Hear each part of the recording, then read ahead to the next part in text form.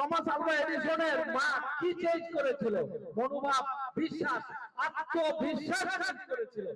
এখন আপনার সন্তানকে ভালো পড়াশোনা করাচ্ছেন, কিন্তু আপনি আত্মবিশ্বাসের জায়গাটাকে হেল্প করেন নাই। আত্মবিশ্বাস কিভাবে তৈরি হয়, কিভাবে আত্মবিশ্বাস শক্তিশালী হয়, তৈরি হয়, সেই কাজটা এই শিক্ষকরা করবে না। তাদের করার সম্ভাবনা মানে সুযোগও নাই, সেটা করতে হবে আপনার। আর যদি আত্মবিশ্বাস তৈরি না করতে পারেন, কত পড়াশোনাই করার না কেন, আপনার সন্তান বড় কিছু করা কোনোদিন সম্ভব না। এখন সেটা কিভাবে সম্ভব? সেটা আত্মবিশ্বাস তৈরি করার পদ্ধতি আছে, সেটা আপনাকে জানতে হবে। এরপরে উইনার মাইন্ডসেট হবে, অ্যাটিটিউড, সেটা তৈরি করার পদ্ধতি আছে, সেটা আপনাকে জানতে হবে। এরপরে কমিউনিকেশন স্কিল, একজন মানুষের সাথে সে পরিচিত হবে কিভাবে, তাকে খুব সুন্দরভাবে কথা বলে নিজের প্রতি আকৃষ্ট করবে কিভাবে, সেটাও একটা আর্ট, সেটা শিখতে হবে।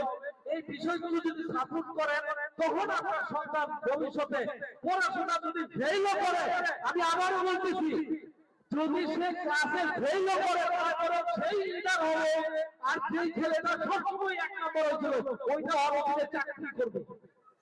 যদি আপনি তিনটা জিনিস আপনার সন্তানের মধ্যে ডেভেলপ করতে পারেন, উইনার মাইন্ডসেট, মনোভাব, উচ্চত মনোভাব, আত্মবিশ্বাস, কমিউনিকেশন স্কিল, তিনটা যদি আপনি ফিট করতে পারেন, তাহলে সে একাডেমিক্যাল জায়গায় সে কি করেছে না করছে সেটা বড় বিষয় না। সেই হবে লিডার, সেই হবে নেতা, সেই শ্রেষ্ঠ হাজার কোটি টাকার মালিক যদি হয়, তাহলে সেই হবে, মানে যে জায়গায় হবে সেই সফল হবে, অন্য কেউ হওয়ার সুযোগই নাই।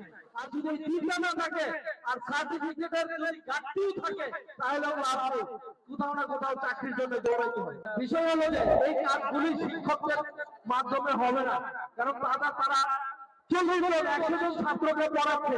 আপনার আত্মবিশ্বাস কিভাবে আপনার ছেলেকে আলাদাভাবে তৈরি করে দিবে, এটা শিক্ষকদের দ্বারা সম্ভব না।